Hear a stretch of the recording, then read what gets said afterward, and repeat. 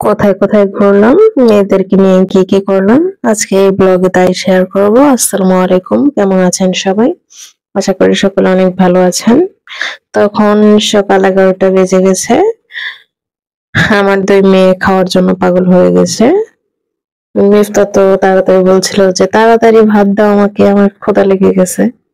আসলে আমরা খুব ভোরে বের হয়েছিলাম।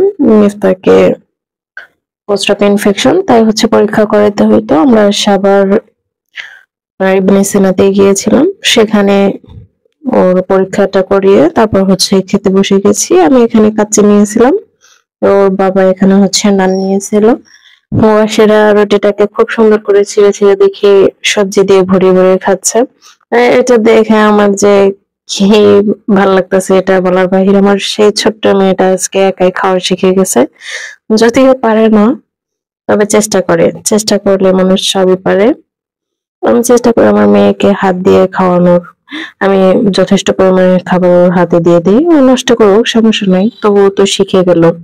অন্তত খাওয়ার জন্য যেন ও আমার উপরে নির্ভর করে না থাকে। হয়তো দেখা গেল আমি অনেক কাজ করতেছি, ওর অনেক ক্ষুধা লেগে গেছে, তখন হয় না খাওয়া নিয়ে সমস্যা। এদিকে আমি মিফতাকে আর পাকনামি করতে দেইনি, আমি ওকে খাইয়ে দিচ্ছিলাম।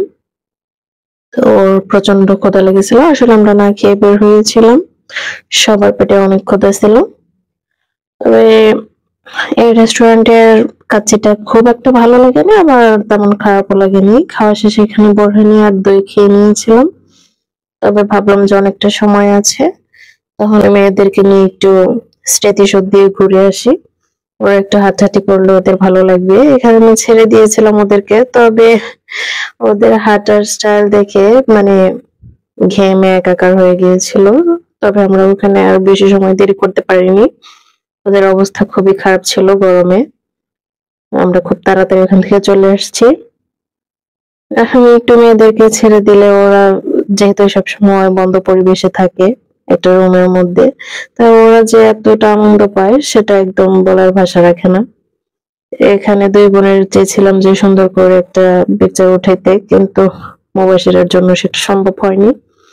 ও আসলে কোনো জায়গায় স্থির হয়ে বসছিল না। এখানে বসে আমি একটু ছবি ওঠানোর চেষ্টা করলাম, কিন্তু হ্যাঁ, শেষমেশ নেমে গেল। ও শুধু হাঁটাহাঁটির ধান্দাতে আছে, কিভাবে ও দৌড়াইতে পারবে। ওর দৌড়ানো অবস্থাতে কিছু ছবি উঠানো হয়েছে, যাতে স্মৃতি হিসেবে ও পরে দেখতে পারে। আসলে আমি চেষ্টা করি ওদের প্রতিটা মুহূর্ত একটু ক্যামেরা বন্দি করে রাখতে, বড় হলে যেন ওরা এগুলো দেখতে পারে, এনজয় করতে পারে এগুলো নিয়ে। তো চাচ্ছিলাম যে একটু বসে একটু রেস্ট করবো, তারপর বিকালবেলা চলে আসবো, কিন্তু সেটা আর সম্ভব হয়নি। আসলে বাচ্চা কাচ্চা নিয়ে ঘোরাঘুরি করা, এটা আমি মনে করি যে ঠিক না, কিন্তু মাঝে মাঝে রিফ্রেশমেন্টের জন্য একটু বাহিরে বের হওয়া আসলে এটা জরুরি সবার জন্যই। বিশেষ করে বাচ্চারা আসলে বন্ধ পরিবেশে থাকতে চায় না, ওরা মুক্ত পরিবেশে থাকতে বেশি ভালোবাসে। কিন্তু ভাগ্যের পরিক্রমে আমার মেয়েদেরকে বন্ধ অবস্থায় রাখতে হয়। হ্যাঁ, আমার মেয়ে মানে এটা ফ্লোরটা এতটা গরম ছিল, কিন্তু আমার মেয়ে একদম জুতা মুতা খুলে খালি পায়ে হাঁটা শুরু করেছে। জুতা যতবার আমি পরিয়ে দিচ্ছিলাম ততবারই ও খুলে ফেলছিল। মানে ওদের আর দুষ্টামির সীমা ছিল না।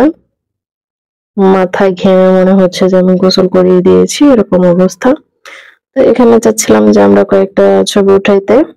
ওর বাবা চাচ্ছিল যে ফ্যামিলি ফটো উঠাইতে, কিন্তু পিকচার গুলো দেখলে বোঝা যাবে যে কি অবস্থা।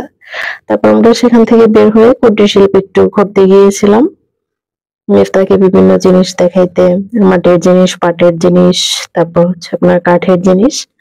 এখানে প্রথমে ঢুকতে এখানে একটা কাঠের জিনিসের ছিল, আর প্লাস্টিকেরও কিছু জিনিস ছিল, কুকারিস আইটেম আর কি। তারপরে এখানে কয়েকটা কসমেটিক্স এর দোকান ছিল। আমরা যে টাইমে গিয়েছিলাম ওই টাইমে সব দোকান খোলা ছিল না, এগুলো বিকালের দিকে নাকি খোলে। এখানে কসমেটিক্স এর দোকানের দিকে আমি ঠিক ওইভাবে তাকাইনি, আমার চোখটা পড়ে গিয়েছিল এই মাটির জিনিসপত্রের দোকানে। সে কি বলবো, প্রত্যেকটা জিনিস এতটা সুন্দর দেখতে। তবে আমি আনিনি, কারণ দুইজনকে নিয়ে আমার ওইভাবে আনা সম্ভব হয়নি। আমি শুধু দেখে আসছি। আর মিফতার আব্বুকে বলছি যে তুমি একা গিয়ে আবার পরে নিয়ে আসবা। কয়েকটা জিনিস আমার খুব পছন্দ হয়েছে। মানে এখানে আপনি এমন কোনো জিনিস নাই যেটা আপনি পাবেন না। আর যেটাই দেখবেন সেটা এতটা সুন্দর, আপনার সবগুলো জিনিস পছন্দ হয়ে যাবে। এখানেও একটা কসমেটিক্স এর দোকান ছিল। আর এই যে একটা দোকান খুবই সুন্দর। এখানে হচ্ছে পাটের ব্যাগ, তারপর সুতার ব্যাগ, বিভিন্ন ধরনের ব্যাগ ছিল। যেখান থেকে আমি একটা ব্যাগ নিয়েছিলাম আর এই চুড়ির আলনাটা আমার মেয়েদের জন্য নিয়েছিলাম, এই তো।